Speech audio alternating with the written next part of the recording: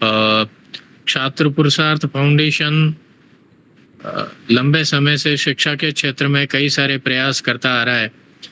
उसी श्रृंखला को अनवरत रखते हुए, उसी श्रृंखला को जारी रखते हुए, क्योंकि हमने पहले भी कई बार, चाहे वो CUET को लेकर के हो या फिर अन्य उच्च शिक्षा के अन्य आयामों को लेकर के हो, कई वेबिनार और अलग अलग जगहों पे सेमिनार के कार्यक्रम भी आयोजित किए हैं।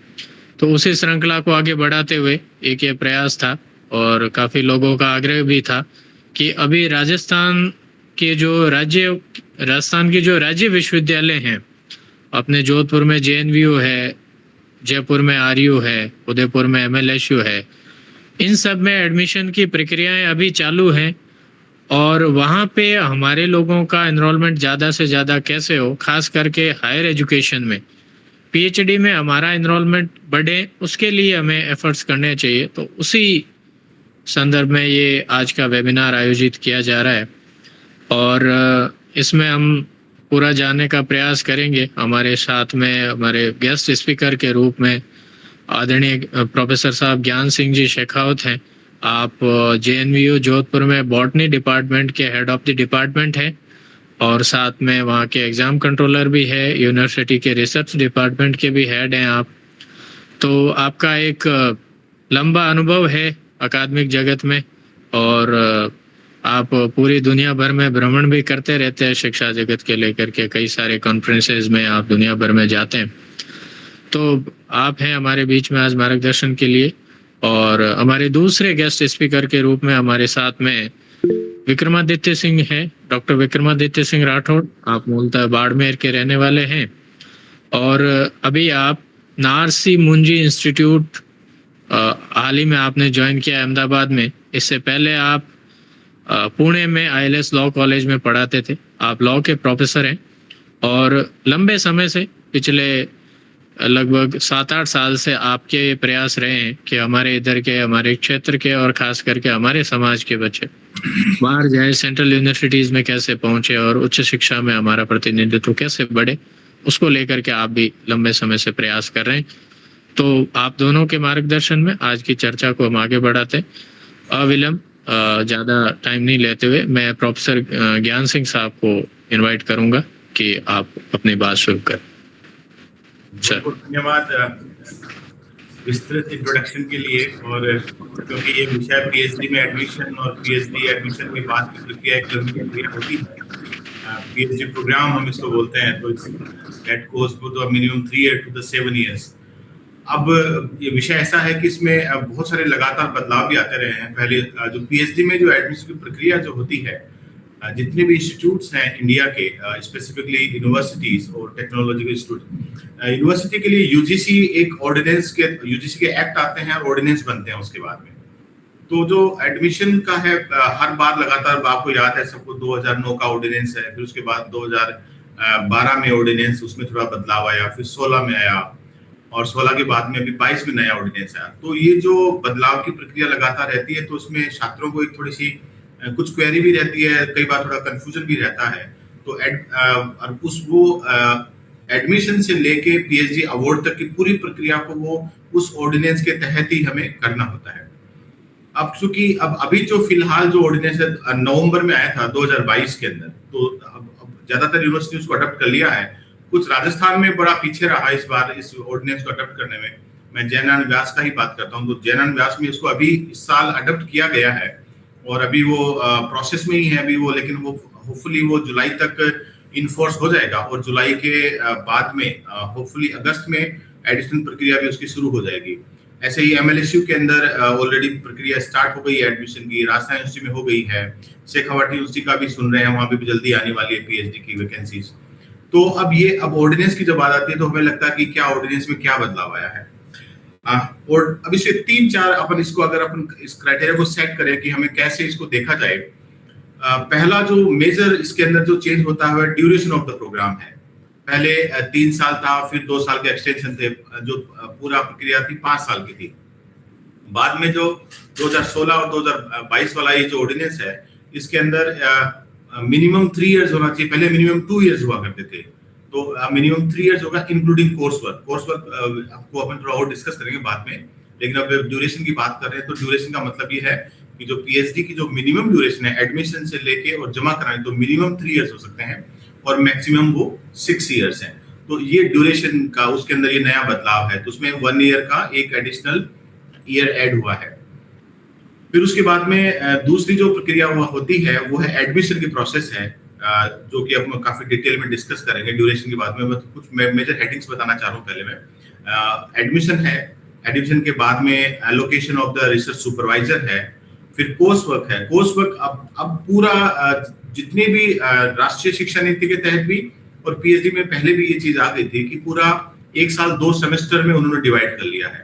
तो हर सेमेस्टर की आपकी एक प्रोग्रेस रिपोर्ट होती है, वो भी हम और डिटेल में डिस्कस करेंगे। आपको एक मैं ब्रीफ आउटलाइन देना चाह रहा हूँ जिसके तहत अपनी पूरी प्रक्रिया को डिस्कस करेंगे।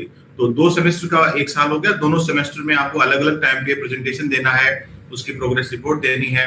और जो बच्चे जेआरएफ है उनको on the basis of the progress they can get it their fellowships.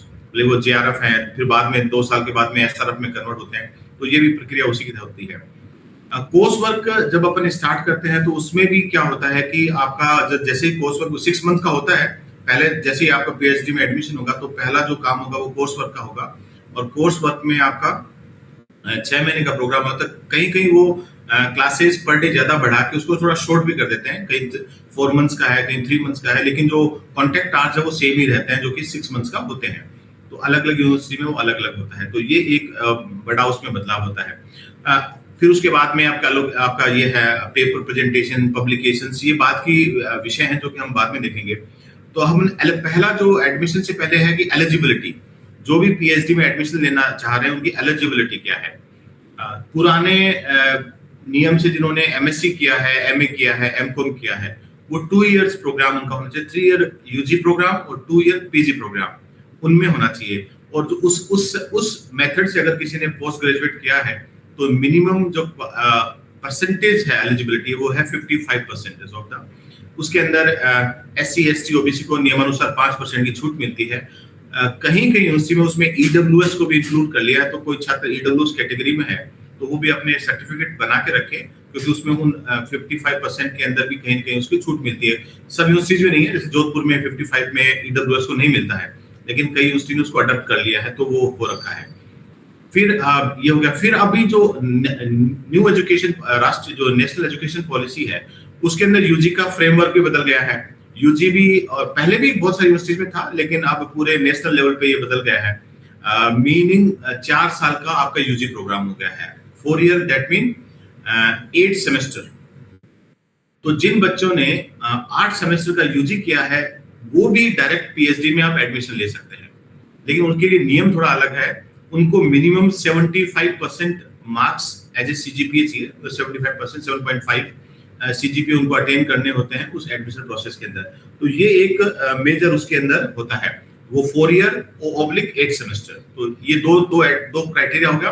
अगर किसी ने 5 ईयर प्रोग्राम में गए हैं that mean 3 year UG 2 year PG, उनके लिए 55% मार्क्स है मिनिमम एलिजिबिलिटी। अगर जिन्होंने 4 ईयर यूजी मतलब जिसको 4 ईयर इंटीग्रेटेड एमएससी भी बोल देते हैं, इंटीग्रेटेड एमए भी बोलते हैं, अगर उन्होंने वो किया है तो उनके लिए 75% ऑफ मार्क्स चाहिए आपके टोटल सीजीपीए। अगर 75% 7.5 सीजीपीए बोल दें या 75% बोलते हैं, पर क्योंकि अभी सब जगह सीजीपीए अडॉप्ट हो रहा है तो सीजीपीए के थ्रू ही हमें वो देखना होता है।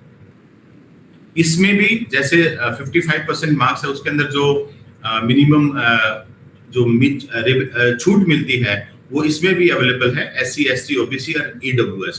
तो ये एक इंपॉर्टेंट चीज है, तो ये काफी इंटरेस्टिंग है।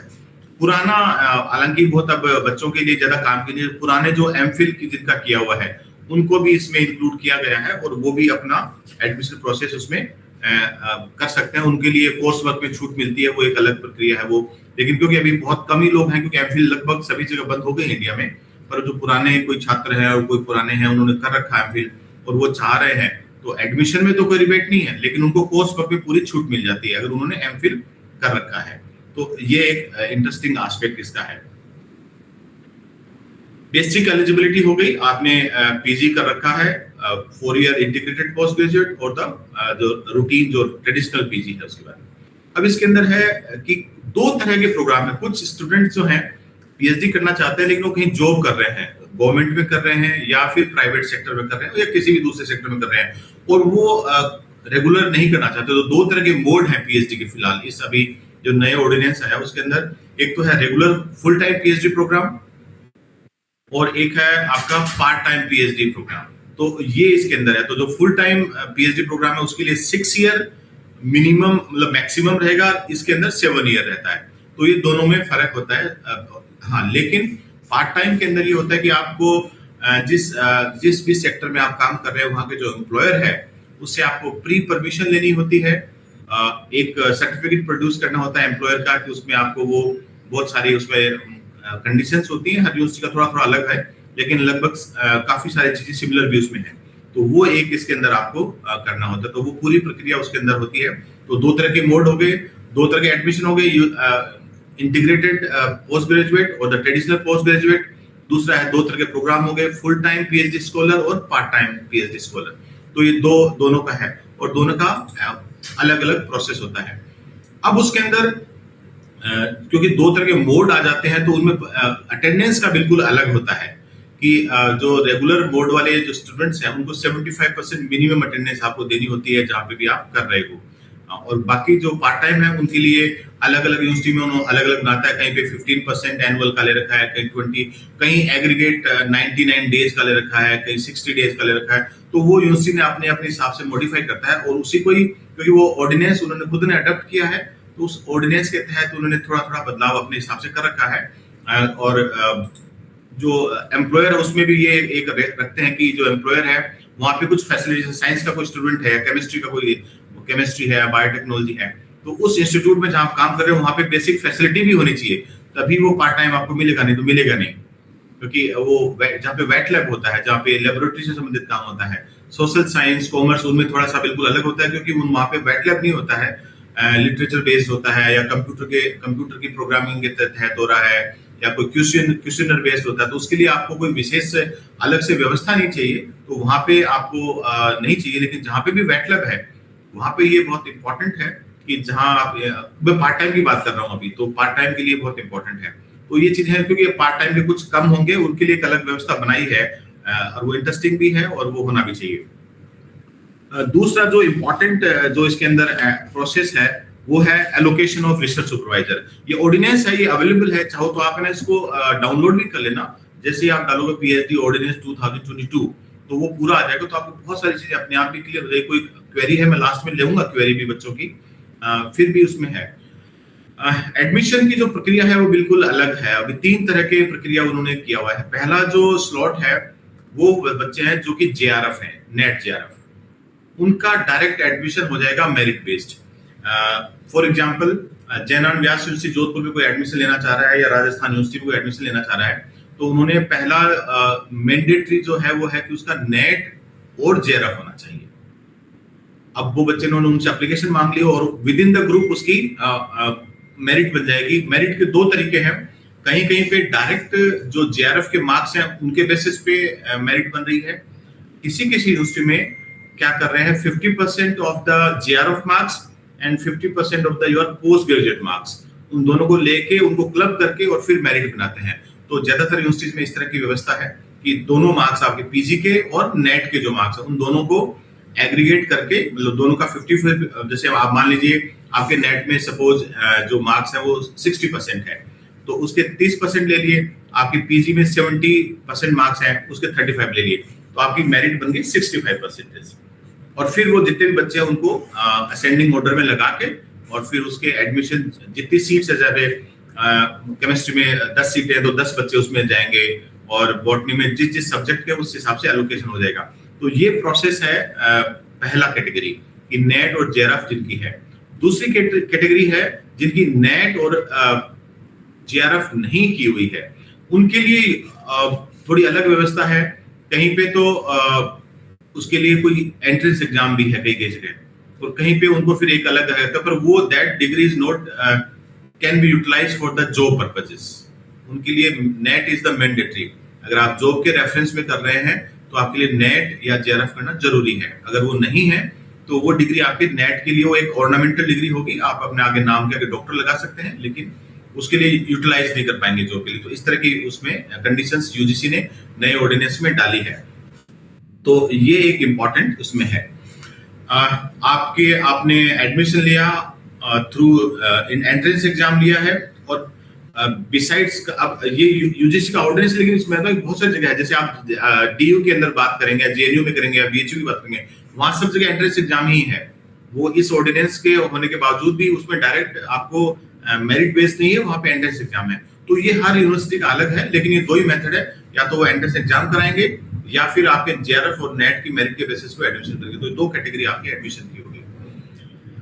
सेकंड, जब आपका एडमिशन हो गया तो नेक्स्ट स्टेप क्या होगा उसके, एलोकेशन ऑफ रिसर्च सुपरवाइजर। ये सबसे क्रूशियल होता है, और स्पेसिफिकली वो स्टूडेंट जो कि अपना करियर जॉब प्रोफाइल, जॉब के पॉइंट ऑफ व्यू से पीएचडी के अंदर आना चाह रहे हैं, उनके लिए बहुत इंपॉर्टेंट है कि आपका एडमिशन तो होगा यूनिवर्सिटी में। अब आपको किसी, जैसे आप हिस्ट्री डिपार्टमेंट में एडमिशन लेना चाह रहे हैं, आपने हिस्ट्री में नेट किया है या जेआरएफ किया है।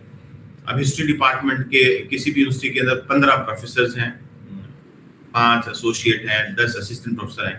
तो अब आप ये देखिए कि आपके हिस्ट्री सब्जेक्ट के अंदर कौन सा विषय है, जो कौन सा टॉपिक ऐसा था जो कि आपको ज्यादा अच्छा लग रहा है। उसमें सबसे इंपॉर्टेंट यही होता है रिसर्च के अंदर, जो आपका इंटरेस्ट का एरिया है उसमें आप अपनी पीएचडी करेंगे तो आप ज्यादा अच्छे से कर पाएंगे और ज्यादा अच्छे से एक्सप्लोर कर पाएंगे उस सब्जेक्ट को, क्योंकि आपका इंटरेस्ट का एरिया है वो। अब हिस्ट्री का मतलब ये नहीं कि हिस्ट्री सिर्फ एक जैसी हिस्ट्री है। आप एंशिएंट हिस्ट्री की बात कर सकते हैं, मिडवाइवल हिस्ट्री की बात कर सकते हैं, मॉडर्न हिस्ट्री की बात कर सकते हैं। आप किसी स्पेसिफिक कोई दूसरे टॉपिक को लेके, तो हिस्ट्री में बहुत बड़ा डाइवर्स एरिया है, हम सब जानते हैं। ऐसे ही साइंस के अंदर भी है। आप केमिस्ट्री में कर रहे हैं तो केमिस्ट्री का कौन सा टॉपिक आपको ज्यादा कैची लगता है, या जिसके अंदर ज्यादा आप कंफर्टेबल रहते हैं पढ़ने में, पढ़ाने में, बोलने में, उसको एक्सप्लेन करने में। फिजिकल केमिस्ट्री है, एनालिटिकल केमिस्ट्री है, ऑर्गेनिक केमिस्ट्री है, इनऑर्गेनिक केमिस्ट्री है, देन आजकल नैनो केमिस्ट्री भी आ गया। नैनो के अंदर भी बहुत सारे सब्जेक्ट्स हैं। तो ये आपको सबसे क्रूशियल स्टेप, क्योंकि फिर आप 5 साल तक उसमें बदलाव करने की बहुत कम गुंजाइश रहती है आपके पास। तो जो एलोकेशन ऑफ सब्जेक्ट है, अब वो क्या होगा, अब क्योंकि हर एक प्रोफेसर का अपना एक रिसर्च एरिया होता है, तो आप उसी प्रोफेसर से कम्युनिकेट कीजिए जिसमें जो सुपरवाइजर या जो प्रोफेसर है उस एरिया में काम करे जो कि आपका इंटरेस्ट का हो। जैसे प्लांट, मैं मेरा एग्जांपल दूं, मैं प्लांट बायोटेक्नोलॉजी में काम कर रहा हूँ। तो प्लांट बायोटेक्नोलॉजी का स्पेसिफिकली जो स्ट्रेस रिलेटेड जीन्स हैं उन पे मैं काम कर रहा हूँ। तो बहुत माइनर और बहुत ही माइनर लेवल का स्पेशलाइजेशन हो गया। तो किसी को स्ट्रेस फिजियोलॉजी, स्ट्रेस बायोटेक्नोलॉजी में काम करना है, तो उसके लिए मैं बहुत अच्छे से उनको सुपरवाइजर कर पाऊंगा, और बच्चों अगर उसमें उसका इंटरेस्ट होगा तो वो बहुत अच्छे से कर पाएगा। तो ये एक बड़ा इंटरेस्टिंग पॉइंट है जिसको कि हमें एड्रेस करना होता है। तो एलोकेशन और रिसर्च सुपरवाइजर में सबसे पहले आप अपना इंटरेस्ट देखें, आप किसमें कर रहे हैं। फिर उस विभाग के अंदर आप देखें कि इस मेरे वाले इंटरेस्ट के एरिया में कौन कौन काम कर रहे हैं। उसका काम करने का बहुत अच्छा तरीका देखने का, आप गूगल स्कॉलर चेक कर सकते हैं, आप यूनिवर्सिटी का वेब पेज देख के या यूनिवर्सिटी की वेबसाइट देख के उस प्रोफेसर के बारे में जान सकते हैं।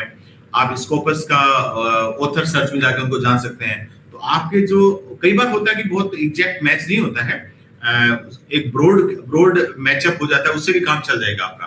तो ये सबसे इंपॉर्टेंट। तो एलोकेशन ऑफ रिसर्च सुपरवाइजर, क्योंकि आपका एडमिशन मेरिट के हिसाब से हो गया है, अब आपको रिसर्च सुपरवाइजर को सिलेक्ट करना है और वो आप सिलेक्ट कीजिए। अब उसमें दिक्कत थोड़ी सी ये आती है क्योंकि आजकल जो रिसर्च सुपरवाइजर है वो भी मेरिट बेस्ड हो गए हैं। आपने 10 सुपरवाइजर है किसी विभाग के अंदर और 20 बच्चे उनको लेने वाले हैं, एडमिशन 15 का ही होने वाला उस 10 लोगों के साथ। तो 5 लोग तो ऐसे होंगे जिनके पास 2 स्टूडेंट अलॉट होंगे, बाकी के साथ 1 होगा।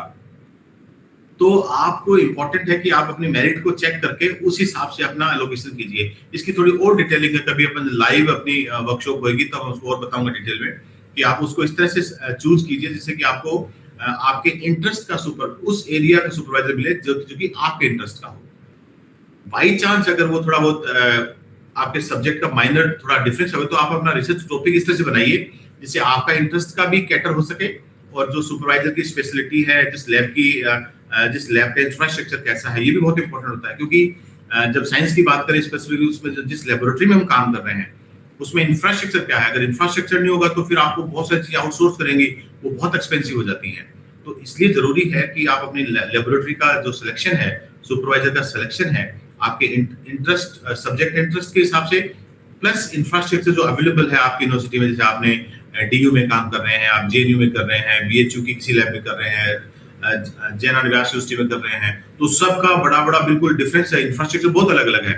आपको बीएचयू में बहुत अच्छा इंफ्रास्ट्रक्चर मिल जाएगा, लेकिन जोधपुर में उतना अच्छा नहीं मिल पाएगा, तो कुछ चीजें आपको कोलैबोरेट भी करना पड़ेगा, कुछ आउटसोर्स भी करनी पड़ेगी, लेकिन जो बेसिक इंफ्रास्ट्रक्चर है वो जरूरी है, उस लेबोरेटरी में होना चाहिए जहाँ पे आप काम करना चाहिए, जहाँ आप करना चाह रहे हो। तो ये रिसर्च सुपरवाइजर का एलोकेशन बड़ा इंपॉर्टेंट है, लेकिन इसमें कई बार ऐसा होता है कि क्योंकि ये मेरिट बेस्ड होता है, तो आपको वो सुपरवाइजर नहीं मिलता जो कि आपके इंटरेस्ट का, उस सब्जेक्ट का इंटरेस्ट का है, जो कि आपका भी इंटरेस्ट है। उसलिए अगर ऐसी कंडीशन बनती है तो आप अपना रिसर्च टॉपिक इस हिसाब से डिजाइन करिए कि आपका दोनों का जो म्यूचुअल इंटरेस्ट हो जिस सब्जेक्ट में, जिस टॉपिक में, उस पे आप कीजिए। तो वो एक अलग विषय, वो अलग से दिखेंगे कि आप रिसर्च जो प्रॉब्लम है वो हम कैसे करें। तो that is again an important. Once you allotted the research supervisor, अब आपको हो गया कि आप जैन व्यास यूनिवर्सिटी के पॉलिटिकल साइंस के अंदर इन प्रोफेसर के साथ काम करने वाले हैं। ये यहां तक का काम एक हो गया। अब यहां से आप बिल्कुल अलग हो जाएंगे कोर्स वर्क के लिए। अब आपका, क्योंकि कोर्स वर्क बहुत इंपॉर्टेंट है, कोर्स वर्क पूरा 6 महीने का प्रोग्राम है, जिसके अंदर 2 कैटेगरी होती है।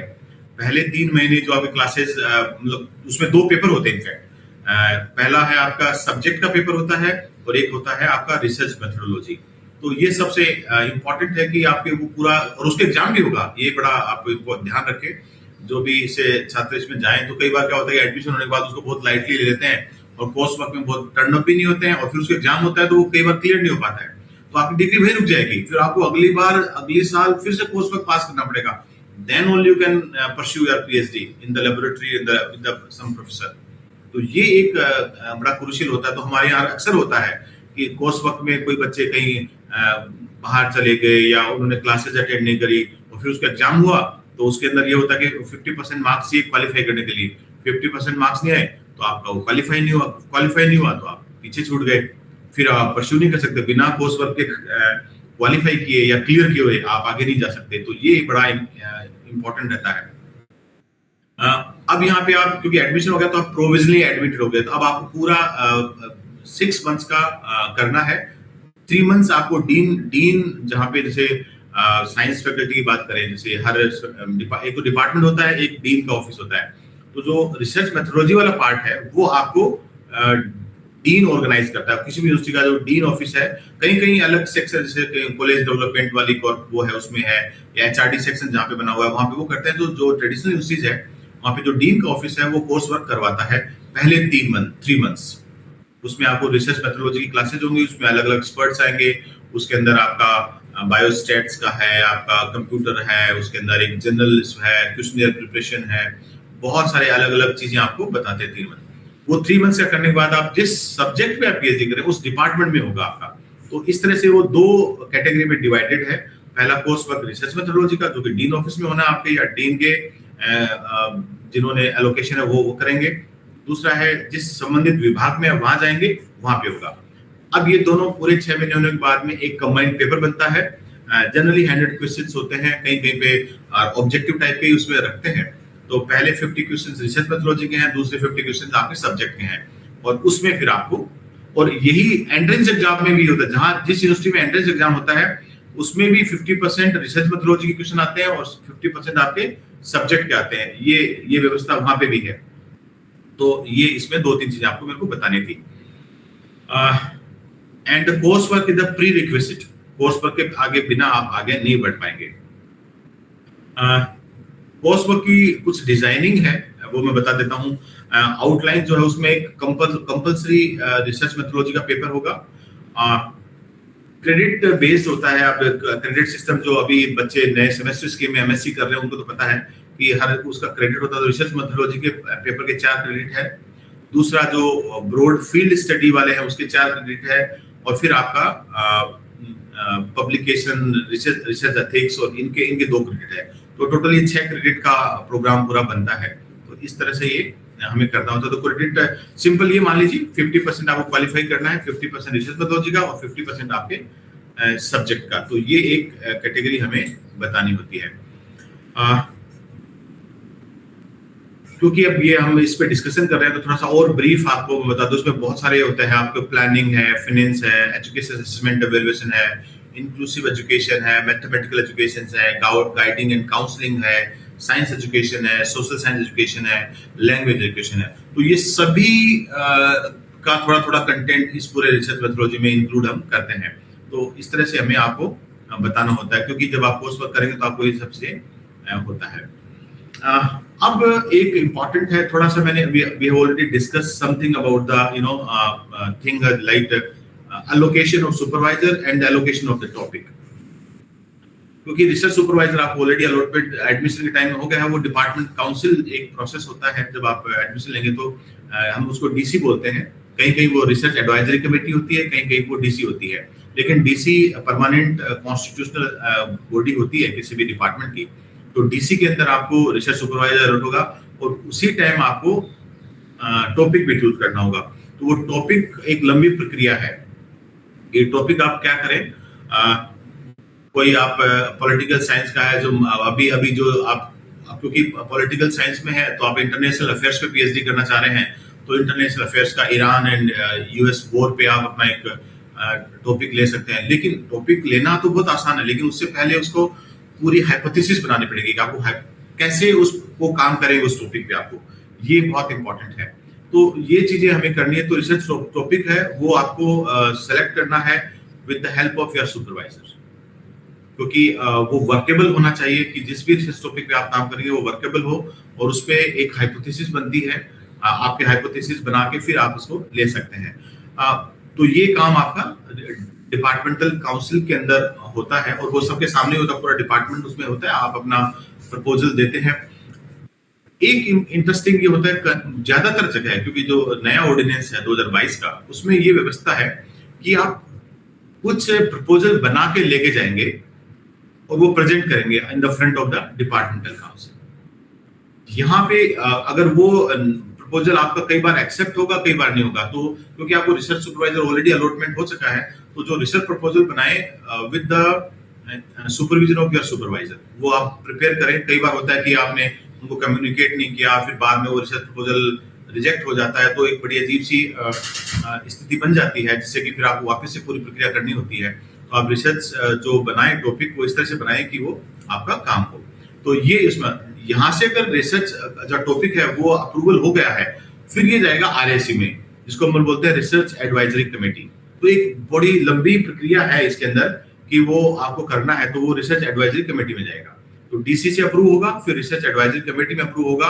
उसके बाद में हर यूनिवर्सिटी में कहीं कहीं ये जो अप्रूवल एसी से होता है, ज्यादातर यूनिवर्सिटी में राजस्थान की में वो है रिसर्च बोर्ड में जाएगा। तो इस तरह से वो आपके उसमें जाता है। ये पहले सेमेस्टर की आपकी पूरी एक्टिविटी हो गई। जो पहला सेमेस्टर है एडमिशन से लेके और आपके रिसर्च सुपरवाइजर से रिसर्च प्रपोजल तक, ये सबसे इंपॉर्टेंट है। तो पहला 6 सेमेस्टर आपका 6 मंथ का जो काम है वो इस तरह से होता है कि आपका एडमिशन हुआ, एडमिशन के बाद में आपका कोर्स वर्क हुआ, कोर्स के बाद में allocation of the research supervisor हुआ, एलोकेशन के बाद में आपका टॉपिक फाइनलाइजेशन हुआ। तो टॉपिक के अंदर बहुत अब इसको तो रिग्रेस होता है और बहुत ही केयरफुली लेना चाहिए और ये भी देखना चाहिए कि इसके अंदर नोवेलिटी बहुत इंपॉर्टेंट है। अगर आप क्योंकि आप उस सब्जेक्ट में मास्टर्स ऑलरेडी कर चुके हैं, तो आपको बहुत सारी चीजें ऐसी पता होती है कि उस सब्जेक्ट को आपको कुछ नोवेलिटी नहीं होगी तो फिर वो बहुत पब्लिकेशन में प्रॉब्लम आएगी, पब्लिकेशन में प्रॉब्लम आएगी तो फिर आपके अच्छे पब्लिकेशन नहीं होंगे, तो फिर प्लेसमेंट भी उस हिसाब से होगा। तो वो बहुत इंपॉर्टेंट है कि और स्पेसिफिकली जो साइंस के लोग हैं वो तो जरूर ऐसा नहीं हो कि बहुत ही कैजुअल आप ले लेंगे तो फिर आपके पब्लिकेशन बिल्कुल नहीं आएंगे। तो ये एक भले वो आर्ट्स है, भले वो कॉमर्स है, भले वो साइंस है, उसमें आप ये जरूरी है कि जो टॉपिक जो है आपका वो कंटेम्प्रेरी ले, उसके अंदर कुछ नोवेलिटी रखें कि आपका जो टाइटल है वो नोवेलिटी के साथ हो। टाइटल अगर रूटीन है तो आप उसमें जरूर एक्सपेरिमेंटेशन इस तरह का डालें जिससे कि उसका पब्लिकेशन में बहुत आपको कुछ अच्छे पब्लिकेशन उसमें आ सके। तो ये इसमें इंपॉर्टेंट है। जब रिसर्च टॉपिक आपका फाइनल हो जाता है, उसके बाद एक प्रक्रिया होती है, वो आपका है कि आप सिनॉप्सिस तैयार करेंगे।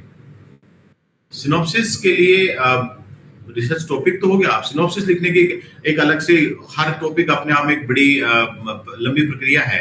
भले ही वो आप सिनॉप्सिस बनाएं, भले ही वो आप लिटरेचर रिव्यू करें। तो दो लिटरेचर रिव्यू आपको ड्यूरिंग कोर्स वर्क भी मैं मिस कर गया आपको बताना कि जो एक लिटरेचर रिव्यू का करके आप रिव्यू का एक कंपोनेंट होता है, वो ड्यूरिंग रिसर्च आपकी रिसर्च ट्रेनिंग जिसको अपन बोल रहे हैं रिसर्च मेथोडोलॉजी वाला जो क्लासेस है, उसी टाइम आपको इसमें लेना पड़ेगा। तो वो एक इंपॉर्टेंट सेगमेंट इसमें भी आता है। उसके बाद हम सिनॉप्सिस पे वो आपका पूरा हो जाएगा और वो पार्ट ऑफ द रिसर्च आपका कोर्स वर्क का ही है बेसिकली। उसके बाद सिनॉप्सिस का एक कंपोनेंट आता है कि सिनॉप्सिस है तो एक लंबी आपको डॉक्यूमेंट तैयार करना होता है। उसमें आपका टाइटल है, इंट्रोडक्शन ऑफ दैट एरिया, जिस भी एरिया में आप काम करना चाह रहे हैं, हाइपोथेसिस के आपकी, कि हाइपोथेसिस बनाना बहुत जरूरी है कि हाइपोथेसिस आपकी कैसी है और हाइपोथेसिस तैयार है, उसके बाद में आपके उस टॉपिक का रिलेवेंस और सिग्निफिकेंस क्या है वो भी हमें लिखना पड़ता है। Why you have chosen this particular area and what is the significance out of it, कि आपके जो उस जो ऑब्जेक्टिव आपने चूज किया है उनका सिग्निफिकेंस क्या है, उस रिसर्च एरिया की सिग्निफिकेंस क्या है। भले वो कोई कंप्यूटर की प्रोग्रामिंग है, पहले से एग्जिस्टिंग प्रोग्रामिंग में आप कुछ ऐड करना चाह रहे हैं, ये उसका रिलेवेंस हो सकता है। पॉलिटिकल कोई थिंकर है, किसी ने उस पर बहुत ज्यादा उसके कोट नहीं किया गया है या उसको इंक्लूड नहीं किया गया है, या आप उसको ऑल एलोबरेट करना चाह रहे हैं। हिस्ट्री का है, कोई लैंग्वेज का टॉपिक है, कोई साइंस का है, फिजिक्स का है, मैथ्स का है, वो हर सब्जेक्ट की अपनी इंटरकेसीज होती है।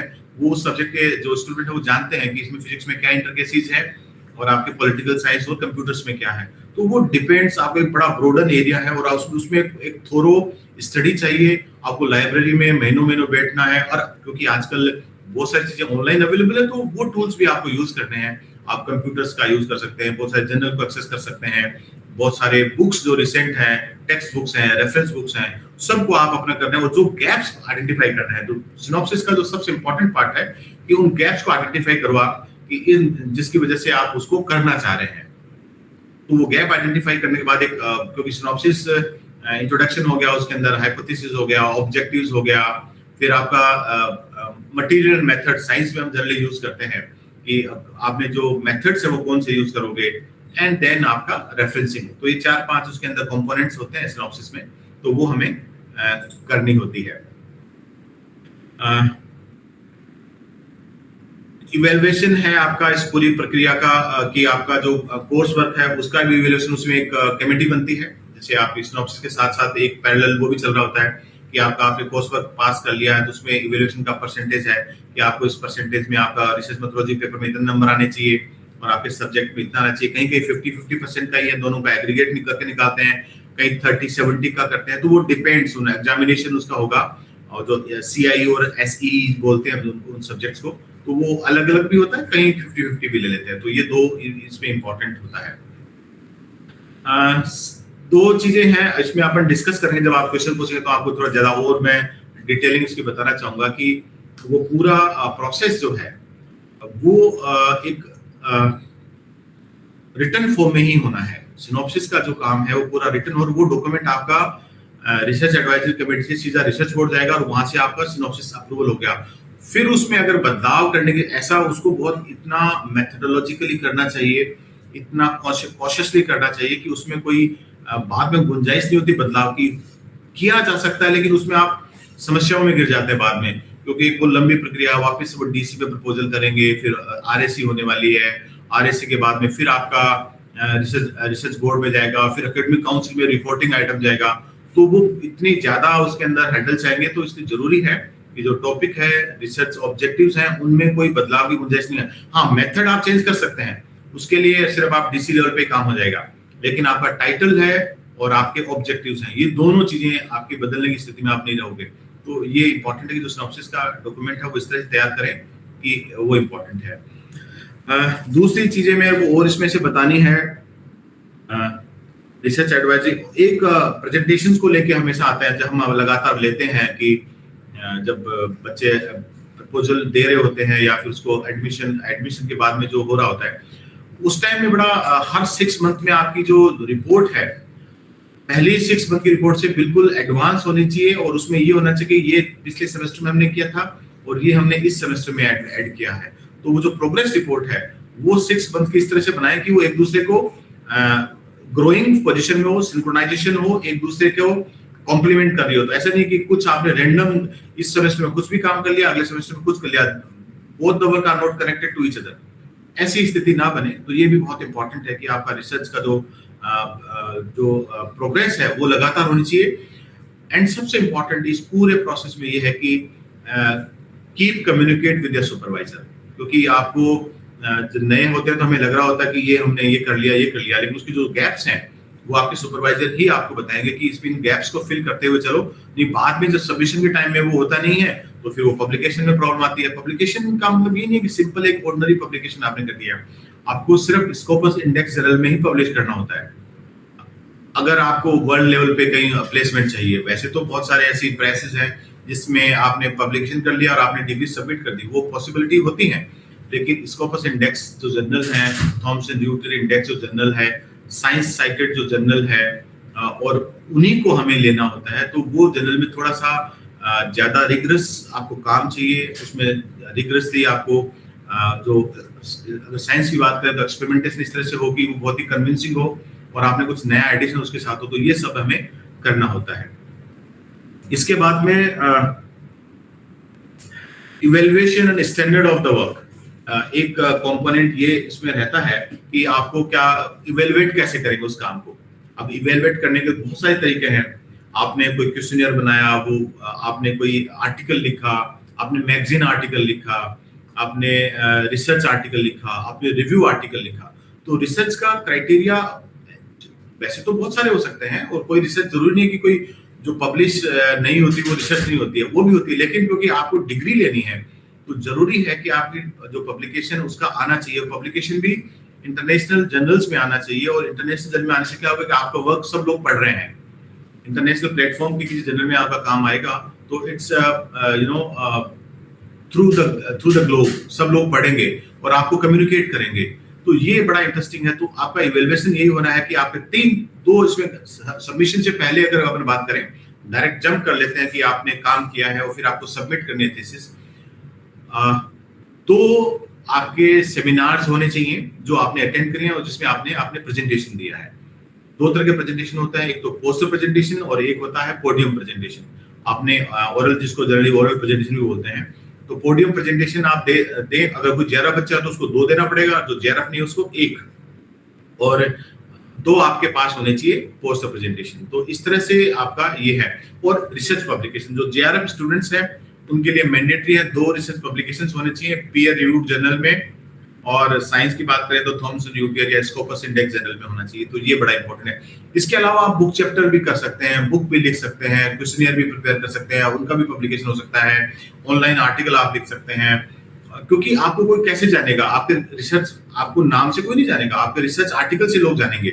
जैसे अपन कई बार होता है ना, कोई न्यूज़पेपर में बहुत अच्छा आर्टिकल आया है तो हम देखते हैं ऑथर किसने लिखा। तो ऐसे ही आपका रिसर्च का काम होना चाहिए, उसमें आपको लगातार कॉन्फ्रेंसेस अटेंड कर रहे हैं, अपने काम को हमेशा लगातार उसको अपडेट करना होता है, नए रेफरेंसेस उसमें ऐड करने हो रहे होते हैं, और आप आर्टिकल लिख सकते हैं, मैगजीन में लिख सकते हैं, बुक में लिख सकते हैं, रिव्यू लिख सकते हैं, और रिसर्च पेपर लिख सकते हैं। 4-5 कैटेगरी जनरली होती हैं, उनमें आपको लिखना होता है, और इसी से ही आपका इवेलुएट होने वाला है जो काम जो है आपका, इसी से होना है। तो जिसको अपन पेपर प्रेजेंटेशन हो गया, पब्लिकेशन हो गया, और ये होने के बाद में आपने 2 पेपर प्रेजेंट कर दिए, 2 पेपर आपने पब्लिश कर दिए, तो now you are eligible for the thesis submission. तो ये सबमिशन की स्टेज में आ जाते हैं अपन पूरी, क्योंकि आपने एक पूरा ओवरऑल अपन देख रहे हैं, ब्रीफ कर रहे हैं कि प्रोसेस क्या है एडमिशन से लेके सबमिशन तक। तो आपने अब वो जो पहला सेमेस्टर की आपने बहुत लंबी बात करी है कि पहले 2 सेमेस्टर है, पहला कोर्स वर्क का हो गया, दूसरा आपका सिनॉप्सिस का वो हो गया। अब वो जो बीच के आपको 6 उसके अलावा 3 साल अपन माने तो 2 सेमेस्टर, पहला साल निकल गया, अब आपके पास 4 सेमेस्टर बचते हैं। उन 4 सेमेस्टर में आपको ये काम करना है पब्लिकेशन तक का। अगर आप 3 साल में नहीं कर पाएंगे तो फिर 4th ईयर में आपको जाना पड़ेगा, 4th ईयर में नहीं कर पाए तो 5th ईयर में, और 5th ईयर तो 6th is the final year. उसके बाद में आपके पास कोई स्कोप नहीं बचता है, फिर आपका री रजिस्ट्रेशन ही होता है। तो ये बहुत जरूरी होता है। कई बार स्पेसिफिकली साइंस के अंदर हम ऐसे कुछ एरिया ले लेते हैं कि, और अक्सर होता है, अभी भी हुआ हमारे यहाँ की, बड़ा मुश्किल हो गया सबमिशन करना। तो आपके पास ड्यूरेशन को हमेशा ध्यान रखना है। सोशल साइंस और ह्यूमैनिटीज में ये समस्याएं कम आती हैं, लेकिन साइंस में अक्सर ऐसी दिक्कत आती है कि आपने ऐसा टॉपिक ले लिया, वो एक्सपेरिमेंटल जो एक्सपेरिमेंट है वो हो ही नहीं पा रहा है, पॉसिबल ही नहीं हो पा रहा है, हो रहा है तो रिजल्ट नहीं आ रहे हैं। तो जरूरी है कि with in the time frame आपको ये सब करना होता है। और अब आपने पेपर भी हो गए, पब्लिकेशन, देन आप सबमिट कर सकते हैं। सबमिशन से पहले 2 रिक्वायरमेंट होती है, जो कि ब्रीफली मैं बता देता हूँ कि हो गया लगभग टाइम मेरा 45 मिनट्स।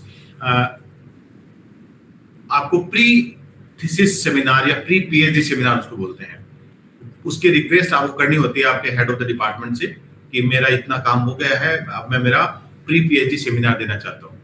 वो सेमिनार आपके डिपार्टमेंट में ही ऑर्गेनाइज होता है, जिस भी डिपार्टमेंट में आप काम कर रहे हो। अगर हिस्ट्री में कर रहे हो तो हिस्ट्री में होगा, पॉलिटिकल साइंस कर रहे हो तो पॉलिटिकल में होगा, अगर केमिस्ट्री और बॉटनी में कर रहे हो तो उनमें होगा अकॉर्डिंगली।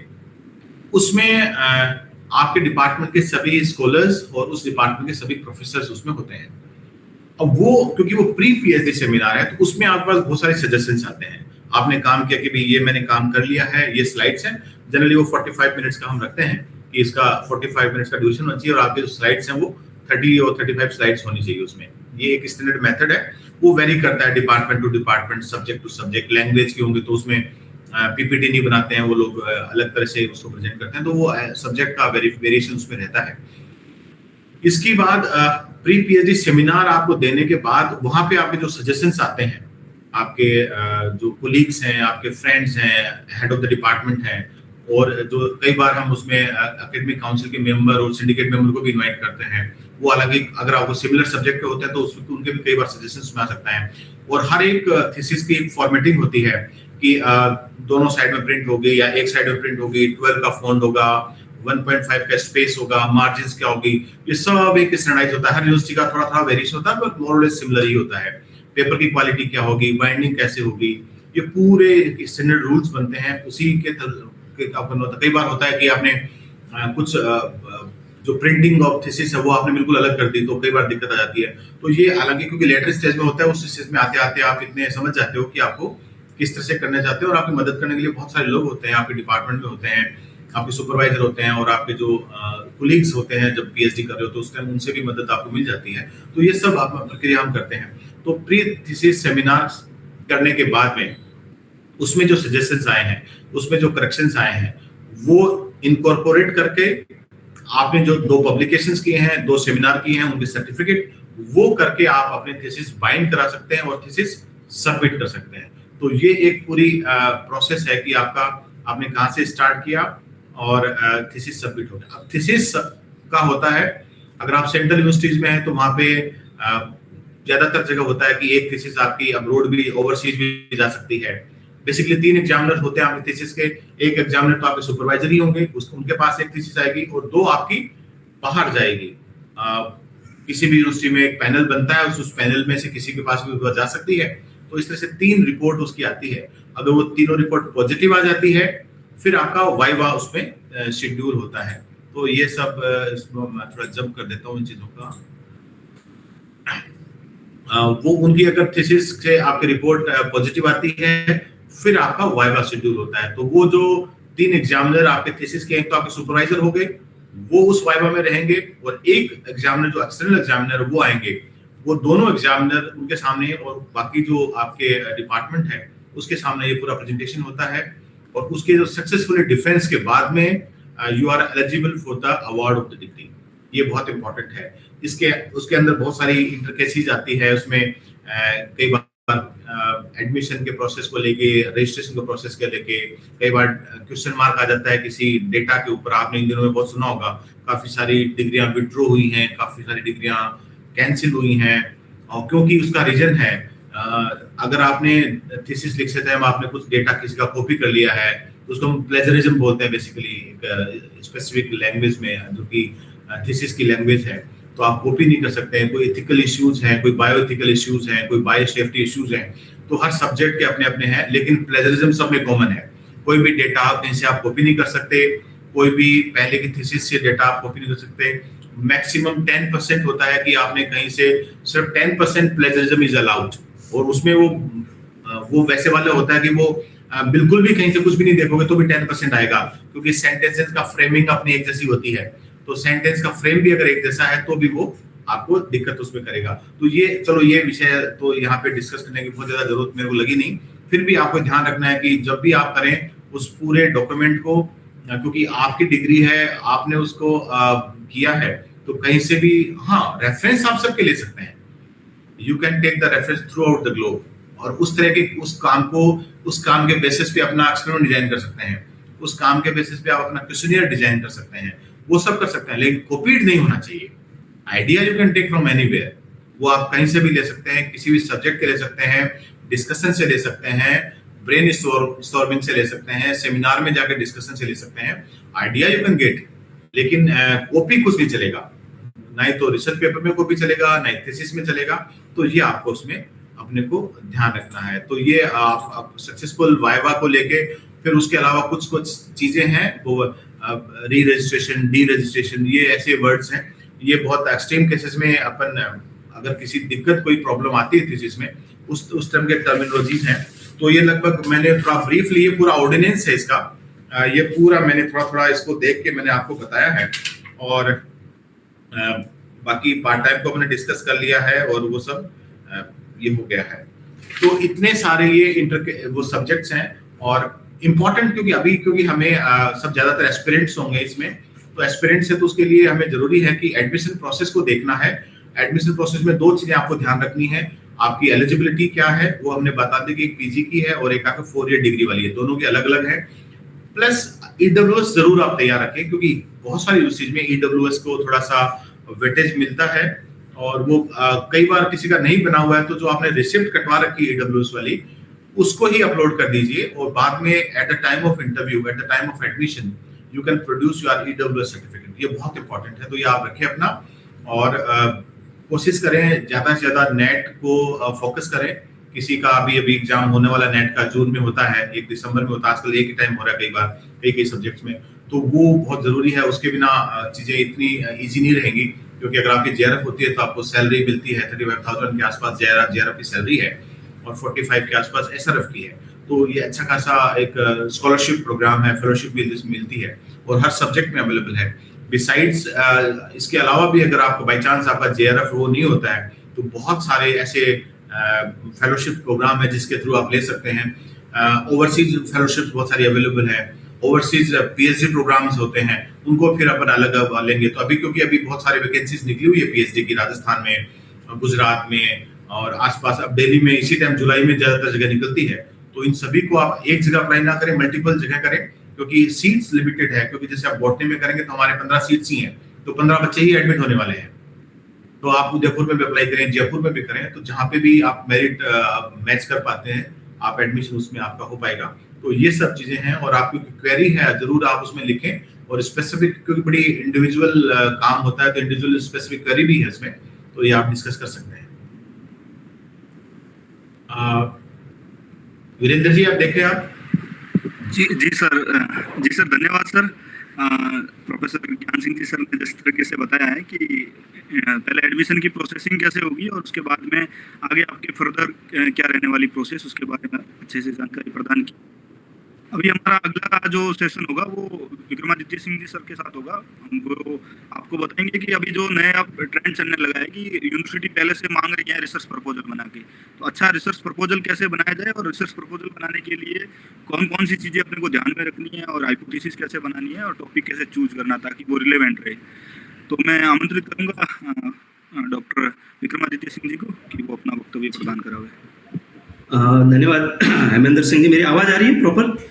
जी। ठीक है। सबसे पहले तो आयोजकों का भी धन्यवाद, और प्रोफेसर ज्ञान सिंह जी शेखावत साहब का भी बहुत बहुत धन्यवाद। इन्होंने लगभग एक स्टार्टिंग से लेके एंड तक जो रूपरेखा होती है एक पीएचडी की, वो हमारे सामने रख दी। अब इस पूरी प्रक्रिया में एक सबसे महत्वपूर्ण जो स्टेप है वो है आपका रिसर्च प्रपोजल। जैसे सर ने भी फरमाया, अभी रिसर्च प्रपोजल अपने आप में, या जिसको कहीं कहीं रिसर्च सिनॉप्सिस भी बोला जाता है, यानी आपका टॉपिक या टाइटल फ्रेम करना, और उसके बाद आप एक सिनॉप्सिस फ्रेम जो करते हो, वो एक महत्वपूर्ण स्टेप है। सिनॉप्सिस अपने आप में एक 7 या 8 पेज का एक डॉक्यूमेंट है, डिपेंड करता है। कुछ यूनिवर्सिटीज 15 पेज का भी डिमांड करती है, कुछ जगह 6 या 7 पेज में, तो एवरेज एक 8 से 9 पेजेस का एक डॉक्यूमेंट रहता है। हालांकि जैसे सर ने बताया क्या राजस्थान में कुछ यूनिवर्सिटीज में आपका पहले एडमिशन होता है और फिर उसके बाद आपसे अपेक्षा की जाती है कि आप एक रिसर्च प्रपोजल बनाएं। अब राजस्थान से बाहर जैसे और भी बहुत सारी यूनिवर्सिटीज है, जैसे आप Delhi university, Jawaharlal Nehru university, Pune university और भी जैसे सेंट्रल यूनिवर्सिटीज, वहां पैटर्न थोड़ा सा ये है कि अगर आप बेसिक एलिजिबिलिटी क्लियर कर लेते हो, जो आपका नेट है या फिर आपका स्टेट का सेट है, उसके बाद भी आपको यूनिवर्सिटी आपसे अपेक्षा करती है कि आपके फाइनल सिलेक्शन के लिए आपको पैनल के सामने एक रिसर्च प्रपोजल रखना होगा जिसपे आप भविष्य में रिसर्च करना चाहते हो, और आपको उस रिसर्च प्रपोजल को ड्राफ्ट करना होगा, आपको अच्छे से बनाना होगा और पैनल के सामने जस्टिफाई करना होगा। यानी पैनल संतुष्ट होना चाहिए आपके, उस पैनल में एचओडी, एक्सपर्ट्स, है ना, उस डिपार्टमेंट के, आप जिस डिपार्टमेंट में अप्लाई कर रहे हो, वो सारे 6-7 मेंबर्स का एक पैनल बैठता है और फिर उसके बाद आपसे उस पैनल में क्वेश्चंस पूछे जाते हैं आपके रिसर्च प्रपोजल के बेस पे, या जिसको हम सिनॉप्सिस बोलते हैं, और उसके आधार पर आपका फाइनल चयन किया जाता है। तो रिसर्च प्रपोजल, और जैसे सर ने बताया कि भाई आप एक बार टॉपिक भी अगर आपका क्लियर हो गया तो उसके बाद भी जब आप एंट्री कर लेते हो उस समय भी आपको रिसर्च प्रपोजल तो बनाना ही है। तो रिसर्च प्रपोजल या सिनॉप्सिस को बनाने का एक तरीका क्या हो सकता है, वो मैं आपके सामने अभी रख, मैं उदाहरण, हालांकि मैं लॉ स्ट्रीम से हूं तो, लेकिन मैं उदाहरण एक पॉलिटिकल साइंस के हिसाब से लेता हूं, क्योंकि मोस्टली पॉलिटिकल साइंस में काफी सीट्स आती रहती है और बच्चे उसमें काफी अप्लाई करते हैं अपने यहाँ से। तो अगर आप देखें, सबसे पहले तो जो आपको टॉपिक चूज करना है, जैसे सपोज आप पॉलिटिकल साइंस में, और सर ने बताया भी कि आपके इंटरेस्ट का जो एरिया उसको ध्यान में रख के आप रिसर्च करें, तो उस केस में आप अपना रिसर्च अच्छे से कंप्लीट कर पाएंगे। तो जो आपका एरिया ऑफ इंटरेस्ट है, जैसे आपको पॉलिटिकल साइंस में बहुत सारी चीजें हैं, जैसे पॉलिटिकल साइंस में आपके स्कॉलर्स है, ये भी एक एरिया ऑफ इंटरेस्ट है। जैसे आप जो पॉलिटिकल फिलोसोफर्स है, जॉन रॉल्स है, अमर्त्य सेन है, महात्मा गांधी है, ये सारे, ये भी एक एरिया है, एरिया ऑफ इंटरेस्ट हो सकता है। दूसरा एरिया ऑफ इंटरेस्ट हो सकता है जैसे आपका इंटरनेशनल रिलेशन, वो भी एक एरिया ऑफ इंटरेस्ट हो सकता है पॉलिटिकल साइंस का। तीसरा है आपको पॉलिटिकल पॉलिसीज, ये भी एक अलग तरीके का एरिया ऑफ इंटरेस्ट है। पॉलिटिकल साइंस एंड एडमिनिस्ट्रेशन, वो भी एक एरिया ऑफ इंटरेस्ट है। ये सब पॉलिटिकल साइंस जो एक अम्ब्रेला टर्म है, उसके अंदर आने वाले सब थीम्स है या एरिया ऑफ इंटरेस्ट है। अब इसमें से आपको एक एरिया ऑफ इंटरेस्ट जो आपको ठीक लगता है वो चूज करें। जैसे सपोज आपने पॉलिटिकल फिलोसोफर्स को चूज करना चाहा, अब होता ये है कि आप इस चीज का ध्यान रखें कि पॉलिटिकल फिलोसोफर आपका एरिया ऑफ इंटरेस्ट है पॉलिटिकल साइंस के इस टॉपिक में, तो उसमें आपको एक चीज ध्यान रखनी पड़ेगी कि आप वो फिलोसोफर्स चूज करें जिस पे रिसर्च बहुत कम हुआ हो। ध्यान रखिएगा, मैं अमूमन देखता हूं कि जैसे आप बच्चे पॉलिटिकल साइंस में महात्मा गांधी या फिर आपके मैकियावेली, उसमें बहुत सारा ऑलरेडी रिसर्च हो चुका है, फिर भी मोस्टली उन्हीं टॉपिक्स को फिर से चूज किया जाता है। तो वो ठीक है, कहने को आपका रिसर्च फाइनली ठीक है, आपका रिसर्च भी हो जाएगा, पीएचडी हो जाएगा, बट पीएचडी आपका ताउम्र आपके साथ रहती है, इट्स योर आइडेंटिफिकेशन। सो आपका टॉपिक ऐसा होना चाहिए जिस टॉपिक की रेलिवेंसी हो, जो आने वाले समय में हमारी सोसाइटी को या हमारी इस कंट्री को कुछ प्रदान कर सके, कंट्रीब्यूट कर सके, वैसा टॉपिक हम चूज करें।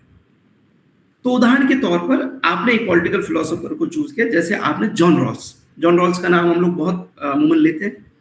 जॉन रॉल्स ने जो कुछ आप यूएसए के ये बहुत बड़े थिंकर है, और उन्होंने जो सिद्धांत दिया है वो बेसिकली आपका सोशल वेलफेयर पॉलिसीज, लोक कल्याणकारी जो पॉलिसीज है वो कैसे बनाई जानी चाहिए, उसके कुछ सिद्धांत उन्होंने दिए।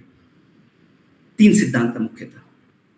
तो अब आपने तय कर लिया है कि मुझे लोक कल्याणकारी लोक कल्याणकारी पॉलिसीज को कैसे अच्छे से बनाना है या इंप्लीमेंट करना है, उस पे जॉन रॉल्स ने जो सिद्धांत दिया है उस पे काम करना है। ये लगभग यहां तक आप पहुंच गए। अब आपको क्या करना है, अब यहां से आप जब इस पॉइंट पे पहुंच चुके हो, आपके प्राथमिक ज्ञान के आधार पर जो आपने एमए में हासिल किया है, अब इसके आगे जब आगे पहुंच रहे हो, एमए, एमएससी, व्हाटएवर, अब जब इससे आगे, अब आपको लिटरेचर रिव्यू शुरू करना है। लिटरेचर रिव्यू यानी अब आपको एक्चुअली ढूंढना है कि हाँ, ये इस टॉपिक में भी ऐसी क्या चीज है जिसको रिसर्च करना है।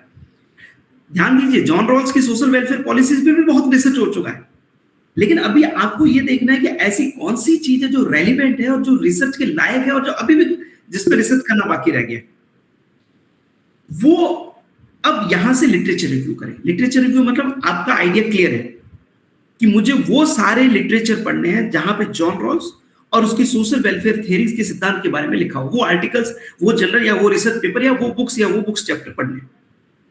अब इसके लिए क्या करना है, आपके पास कुछ ऑनलाइन सोर्सेज है, नो डाउट लाइब्रेरीज भी अवेलेबल है, पर अगर आप घर पे बैठ के रिसर्च करना चाहते हैं या इवन लाइब्रेरी में बैठ के ऑनलाइन कुछ अच्छे पेपर्स आप करना चाहते हैं, तो उस केस में हमारे पास कुछ रिसोर्सेज है, जिसमें आपका सबसे पहला एक important ResearchGate. ResearchGate से पहले मैं कहूँ गूगल स्कॉलर। गूगल स्कॉलर आप एक वेबसाइट है, आप सर्च कीजिए, वहां अपना टॉपिक डालिए, ऑथर वाइज वो टॉपिक आ जाएगा उस पर कि हाँ ये टॉपिक है, ये इस पे ये पेपर है। तो आपको जो पेपर ठीक लगे, जो हाँ ये पेपर है जिसपे जॉन रॉल्स की बात की गई है, पॉलिटिकल फिलोसफी से रिलेटेड और पॉलिसी से रिलेटेड, तो उसको निकालिए और पढ़ना शुरू किया। ऐसे आपका रिसर्च गेट है दूसरा सोर्स। और अगर आप साइंस से है तो स्कोपस, वेब ऑफ साइंस, ये दो इंपॉर्टेंट सोर्सेज हैं। जैसे आप फिलोसफी से है, फिलोसफी से रिलेटेड कोई रिसर्च कर रहे हैं, तो उस केस में आपका एक फिल पेपर्स करके FHILPAPERS, फिल पेपर्स, ये बड़ा अच्छा एक सोर्स है।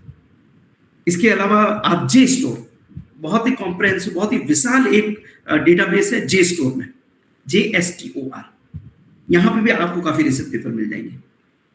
ऐसे अगर आप देखें तो एक MLA इंटरनेशनल बिब्लियोग्राफी, ये भी एक लिंक है, MLA इंटरनेशनल बिब्लियोग्राफी, खूब सारा इंटरनेशनल लेवल पे आर्काइव आपको, बड़े लेवल पे आपको कलेक्शन मिलेगा। और एक आपका ओपन एक्सेस है DOAJ, जिसको बोला जाता है directory of open access journals, directory of open access journals.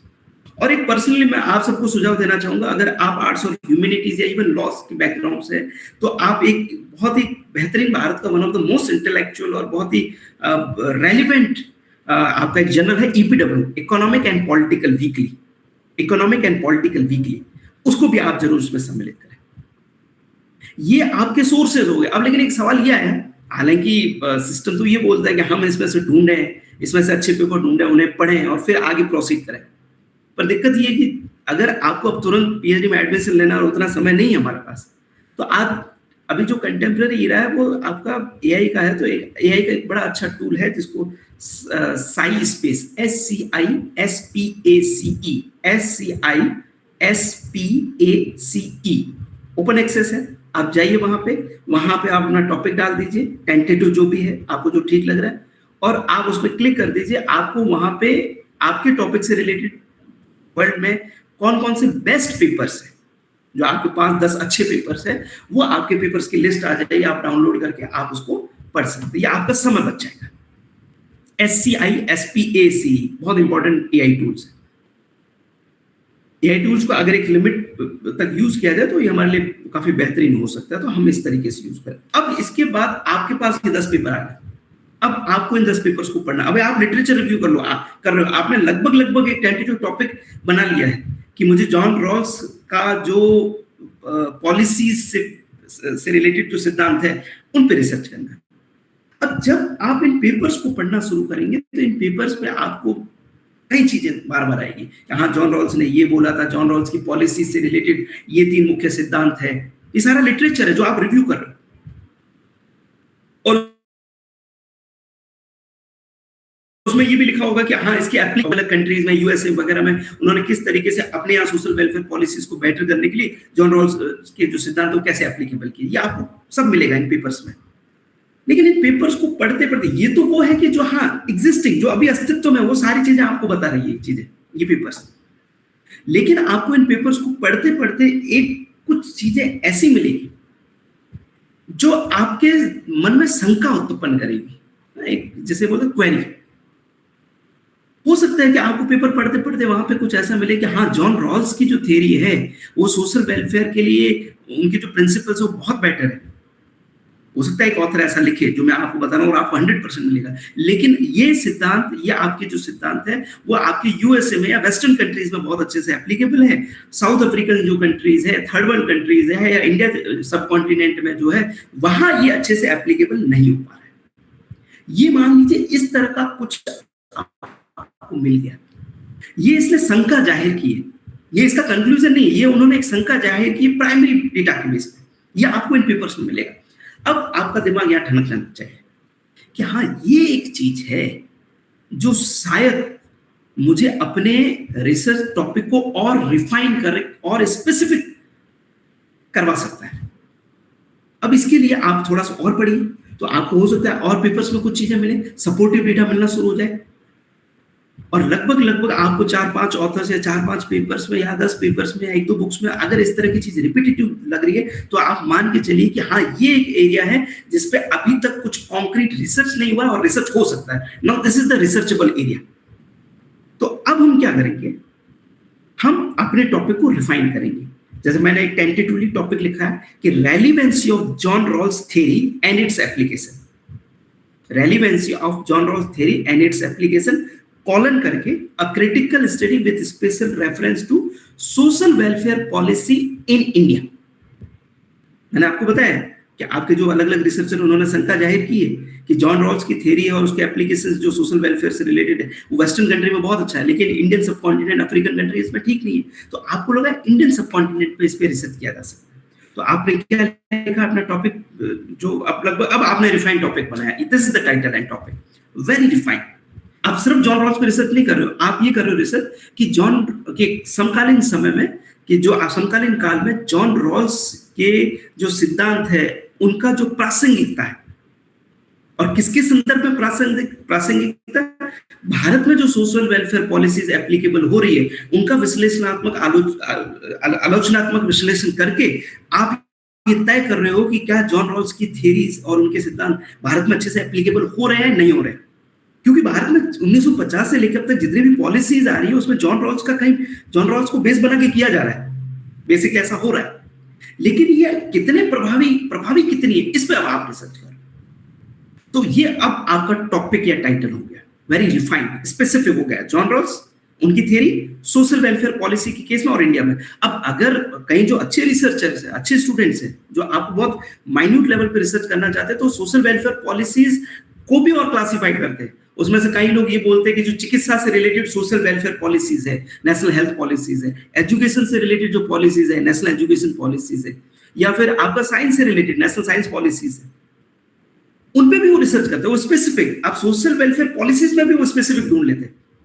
तो आप जितना माइन्यूट और स्पेसिफिक रखेंगे आपका रिसर्च उतना बेहतरीन होगा। यानी आपको आलतू फालतू बाहर की चीजों की तरफ जाने की जरूरत नहीं। फिक्स हो गया कि भाई भारत एक लोक कल्याणकारी राज्य है और वो चिकित्सा के क्षेत्र में लोक कल्याणकारी पॉलिसीज अप्लाई करता रहता है। अब वो लोक कल्याणकारी पॉलिसीज जो है कि वो जॉन रॉल्स के सिद्धांतों के आधार पर आधारित है, लेकिन वो कितनी सक्सेसफुल है, इस पे अब आपका रिसर्च हो गया तय। अब खेल की आप रिजर्वेशन पॉलिसीज पे भी कर सकते हो। अब जब आपका ये टॉपिक या टाइटल एकदम फाइनल हो गया, यानी वो title shall be very specific, बहुत क्लियर और बहुत माइन्यूट होना चाहिए। एक स्पेसिफिक एरिया पे वो काम करें, वो ज्यादा एक बेटर रिसर्च होता है, ना कि जनरल थीम पे। हमारे यहाँ कई बच्चों को मैंने थीसिस देखी बड़े जनरल कि हाँ महात्मा गांधी का अहिंसात्मक प्रयोग और ये वगैरह, नहीं ऐसे नहीं। उस पे तो आप बुक्स लिख रहे हो, आप उस पे ऐसे जनरल इंफॉर्मेशन आप शेयर कर रहे हो। वेयर इज रिसर्च आप जितना माइन्यूट अपने टॉपिक को करेंगे, जितना सूक्ष्म करेंगे अपने टॉपिक को, उतना आपका रिसर्च बेहतरीन होगा। आपको मेहनत लगेगी, लेकिन आपका एक बेहतरीन रिसर्च बन के आएगा। जैसे सर ने कहा कि आप उस रिसर्च को फ्यूचर में एक बुक के रूप में भी तब्दील कर सकते हो, अगर आपका रिसर्च बहुत अच्छा है। अब इसके बाद, अब हमारे सामने ये चीज क्लियर हो गई। अब ये टॉपिक होने के बाद अब आप अपने सिनॉप्सिस में इंट्रोडक्शन लिखेंगे। इंट्रोडक्शन में क्या करना है, आपको बैकग्राउंड बताना अपने टॉपिक का। बैकग्राउंड मींस आप सोशल वेलफेयर पॉलिसीज क्या होती है, आप जॉन रॉल्स का सिद्धांत क्या है, जॉन रॉल्स के सिद्धांत का कहाँ यूज होता है, बेसिक इंट्रोडक्शन देंगे। और उसी इंट्रोडक्शन में आप ये भी लिखेंगे कि क्यों मेरा टॉपिक या जो टाइटल है वो व्हाई इट डज मैटर, इसका महत्व क्या है, सिग्निफिकेंस जो सर बता रहे थे। आप इसको अलग से भी लिख सकते हैं, बट जैसे इंट्रोडक्शन में भी आप मेंशन कर सकते हो। आर्ट्स और ह्यूमैनिटीज के जो रिसर्च प्रपोजल है उसमें इस तरह की चीजें चलती हैं, तो आप वहां मेंशन करेंगे why does it matter introduction में। तो उसमें आप बता सकते हो कि भाई मेरा जो रिसर्च है उसके माध्यम से मैं अल्टीमेटली ये देखना चाहता हूँ कि भारत में आपकी जो सोशल वेलफेयर पॉलिसीज है उनको किस तरीके से बेहतर तरीके से इंप्लीमेंट किया जा सकता है, उसके बारे में रिसर्च कर रहा हूँ, इसलिए मेरा रिसर्च महत्व रखता है या सिग्निफिकेंस रखता है। तो आपके इंट्रोडक्शन में आप 2-3 पैरा में सिंपली आपके टॉपिक का बैकग्राउंड प्लस आपके टॉपिक का इंपॉर्टेंस, इतना जस्ट मेंशन करना है। इंट्रोडक्शन के बाद जो सेकंड इंपॉर्टेंट पॉइंट है वो जो आपका आता है कि रिसर्च प्रॉब्लम, है ना, या जिसको स्टेटमेंट ऑफ प्रॉब्लम भी बोल दिया जाता है। जो आपका रिसर्च प्रॉब्लम और स्टेटमेंट ऑफ प्रॉब्लम कुछ नहीं है, जो आपने लिटरेचर रिव्यू किया है, जो आपने पेपर पढ़े अभी तक, और उसके साथ साथ आपने जो भी बुक्स चैप्टर पढ़े। तो अभी जैसे मैंने आपको थोड़ी देर पहले बोला कि जब आप उन पेपर्स को पढ़ते तो उन पेपर्स को पढ़ते पढ़ते आपको एक चीज लिखी हुई मिलेगी कि आपका जो एग्जिस्टिंग जो लिटरेचर है वो ये बोल रहा है कि हाँ, जॉन रॉल्स की जो थ्योरी है उन्होंने वो कैसे एप्लीकेबल हो रही है, कैसे ये हो रहा है, ठीक है। बट आपको कुछ पैराज ऐसे मिलेंगे जो अपने आप में शंका या क्वेश्चन पैदा कर रहे हैं। आपको उन पैरा को उठाना है और आपको रिसर्च प्रॉब्लम या स्टेटमेंट ऑफ प्रॉब्लम में डाल देना।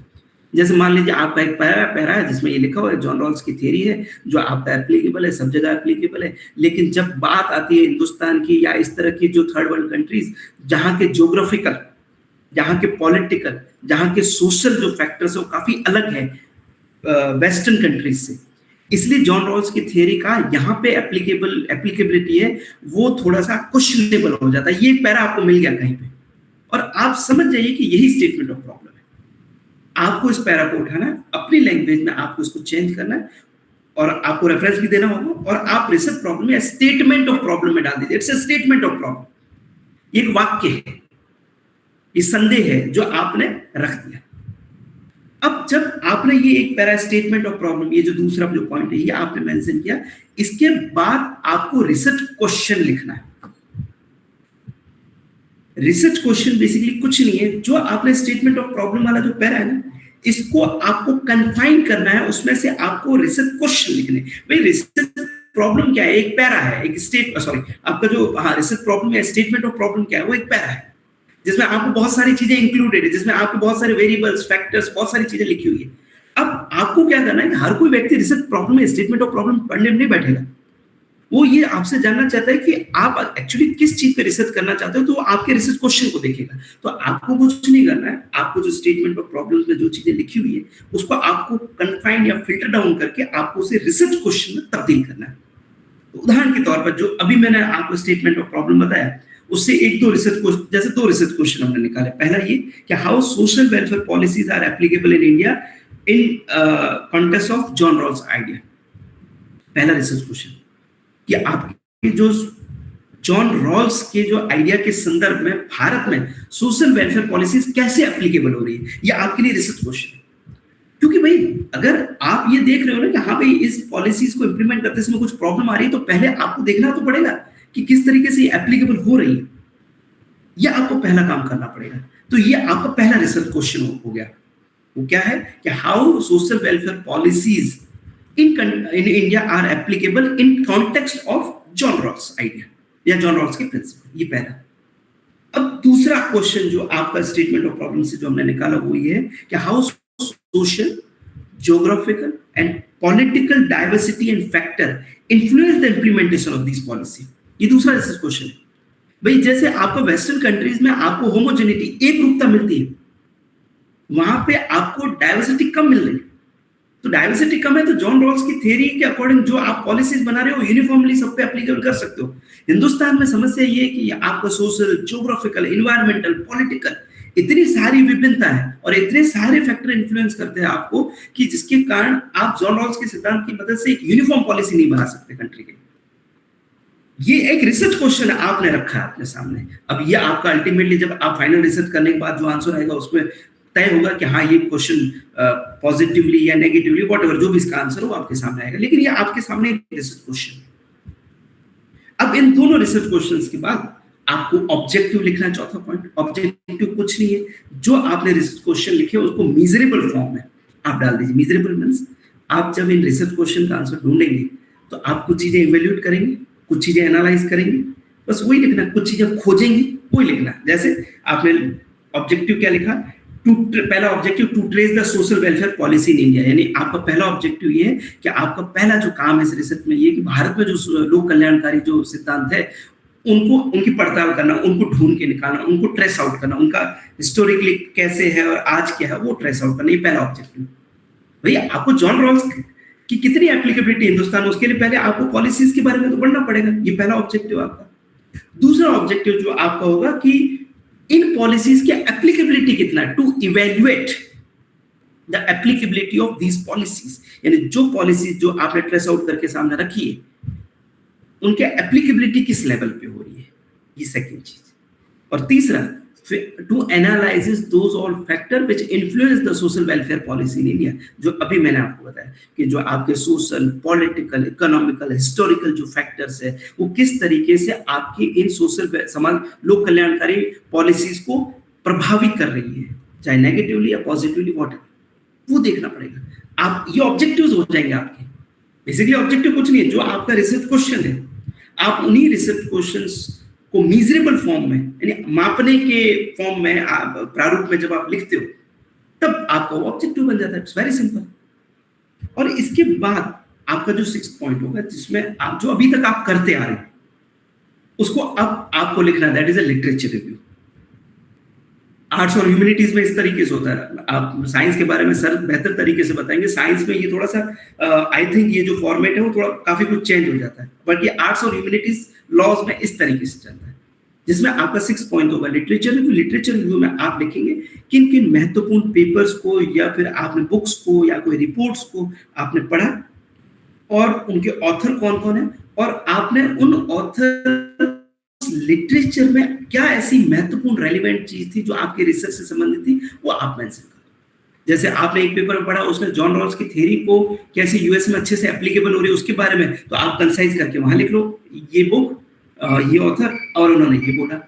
ऐसे आप किसी इंडियन ऑथर की बुक या आपने पेपर पढ़ा, उसने बताया कि हाँ इंडिया में कैसे एप्लीकेबल हो रहा है, उन्होंने क्रिटिकल वे से लिखा, तो वो आप मेंशन करो वहां पे।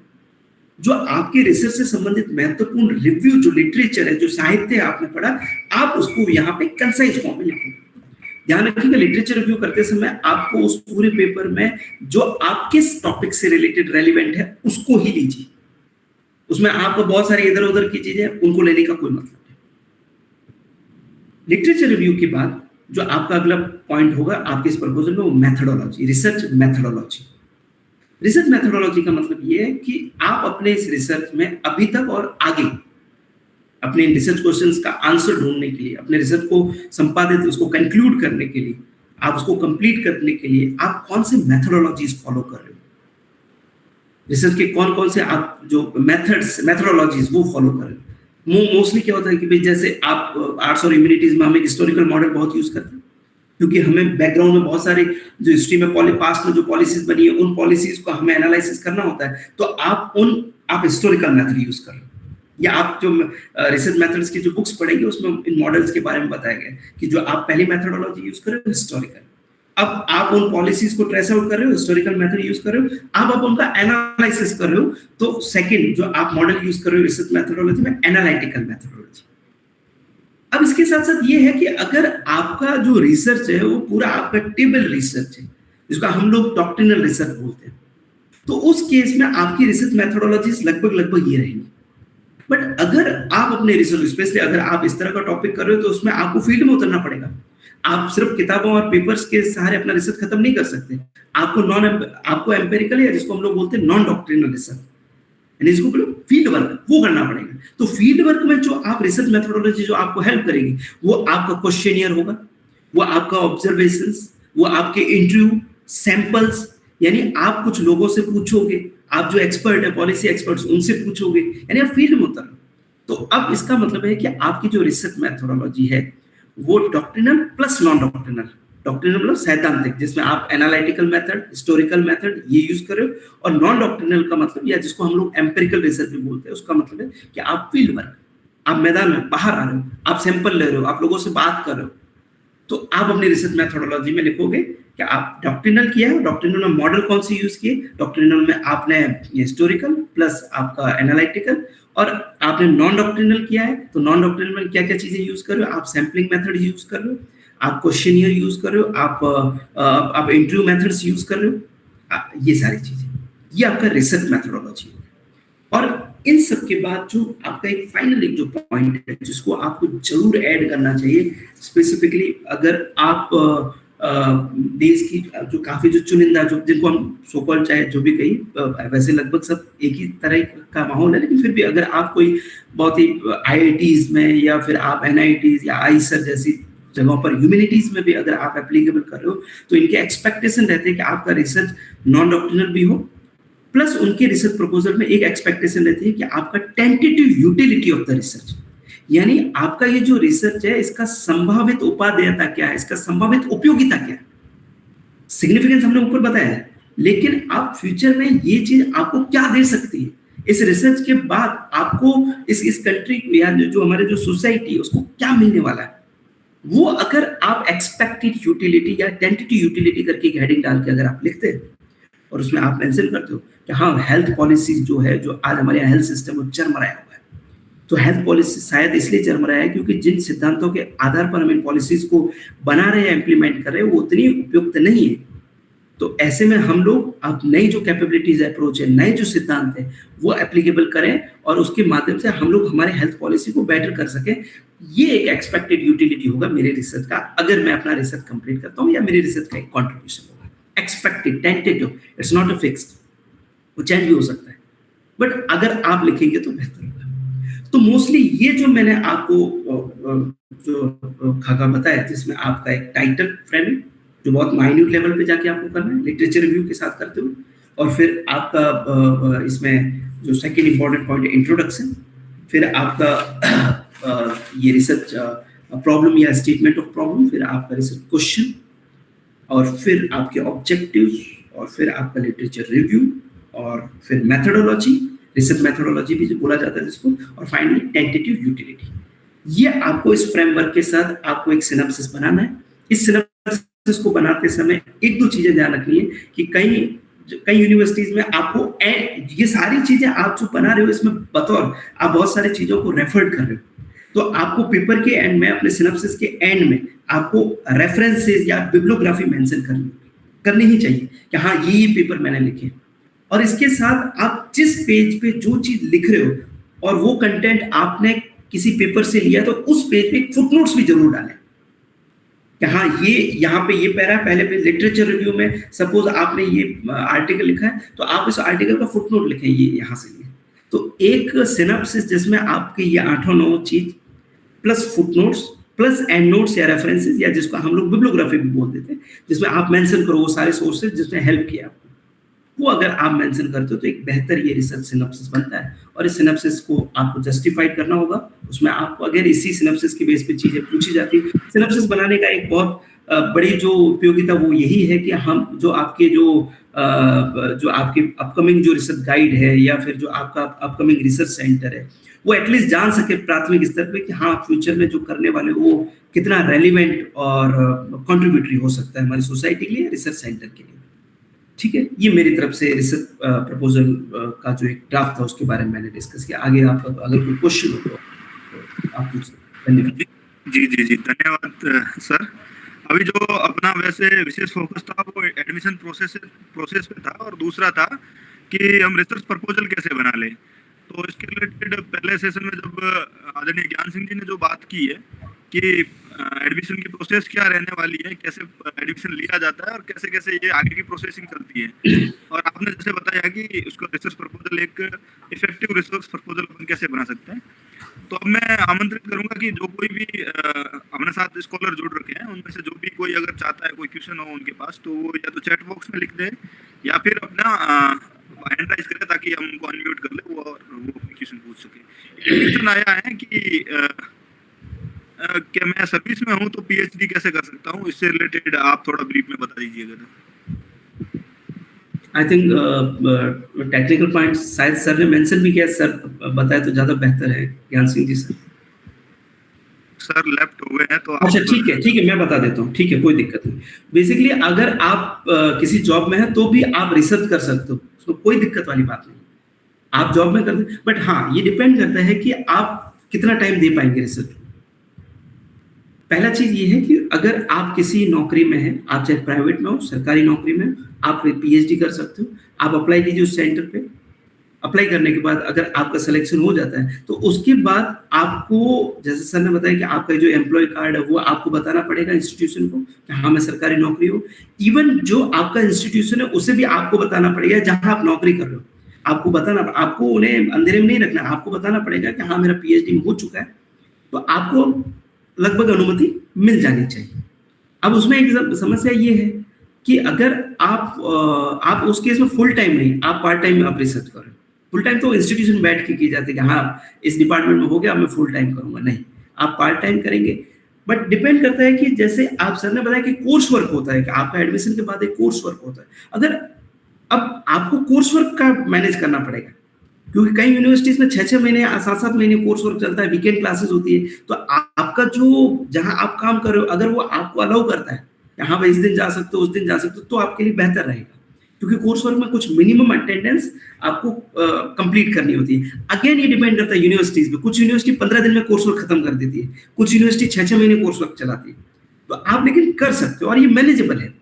मैंने देखा है कई जगह, कई जो वर्किंग प्रोफेशनल, बहुत बड़े बड़े लेवल पे जो वर्किंग प्रोफेशनल है, वो भी मैनेज कर लेते हैं, हो जाता है। तो ये कोई बड़ा ये नहीं है कि कोई अवरोधक नहीं है कि भाई हाँ आप नौकरी कर रहे हो तो आप रिसर्च नहीं कर पाओगे। You can do that. जी सर, और एक मेरा क्वेश्चन भी था और बाकी लोगों,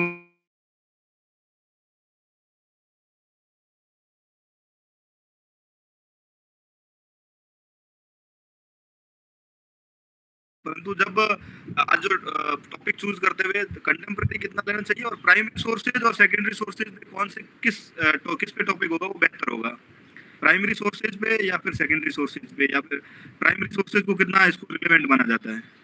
देखिए दोनों ही सोर्सेज अपने आप में इम्पोर्टेंट है। ऐसा नहीं है कि आपका प्राइमरी कम है या सेकेंडरी ज्यादा है, सेकेंडरी कम है, प्राइमरी कम है। स्पेशली जब आप सिनॉप्सिस बना रहे हो, रिसर्च जो प्रपोजल अगर आप बना रहे हो, तो उस केस में अगर आप इन दोनों रिसोर्सेज कोशिश करें, संभवतः अगर हो पा रहा है तो आप इन दोनों रिसोर्सेज को इंक्लूड करें, पॉसिबल हो पा रहा है तो। प्राइमरी सोर्सेज का मतलब क्या, आपका एकदम बेसिक डॉक्यूमेंट, जैसे भाई अगर हम लोग लॉ में बात करें तो जो आपका कॉन्स्टिट्यूशन प्राइमरी डॉक्यूमेंट हो गया, प्राइमरी रिसोर्सेज हो गया। सेकेंडरी रिसोर्सेज ये है कि भाई जब आप उसी कॉन्स्टिट्यूशन के बेस पे जो लॉज बने हैं या लॉज कहें या फिर उसके बेस पे किसी ने कोई कमेंट्री लिखी है, तो आपको कमेंट्री बेसिकली एक इंटरप्रिटेशन देता है, आपका दिमाग खोलता है, तो वो भी उतना ही रेलिवेंट है।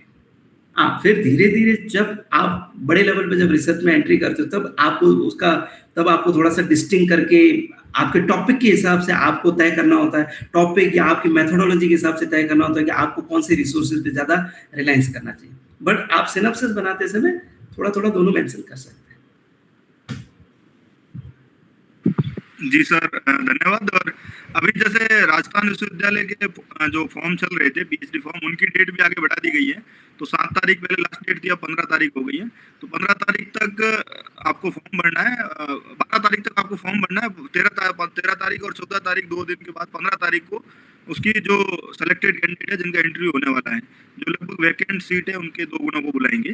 तो उनके बाद में वो एक आपको 2 दिन के अंदर 15 से 17 के बीच में ऑनलाइन आपको रिसर्च प्रपोजल अपलोड करना होगा।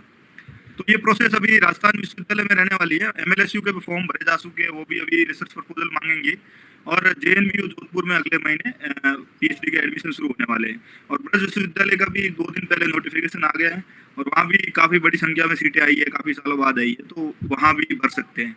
जिन लोगों ने जहाँ से भर दिया है वो लोग वहाँ की तैयारी करें। और जिन लोगों की अभी कई जनों के 4th सेमेस्टर के रिजल्ट आने बाकी है, तो वो लोग 4th सेमेस्टर का रिजल्ट जब भी अनाउंस हो जाए उसके बाद में जैसे भी कोई दूसरी विश्वविद्यालय की प्रोसेसिंग शुरू है उसमें वो हिस्सेदारी निभाए। और रिसर्च प्रपोजल कैसे बनाना है इसको लेकर अपन इसमें बात कर चुके हैं। और चैट बॉक्स के अंदर जो सर ने बताई है वेबसाइट है उनका भी लिंक दे दिया गया है, और हो सकेगा तो हम अपलोड करेंगे तब उसमें भी डिस्क्रिप्शन में दे दिया जाएगा। ठीक है महेंद्र साहब, अभी आप।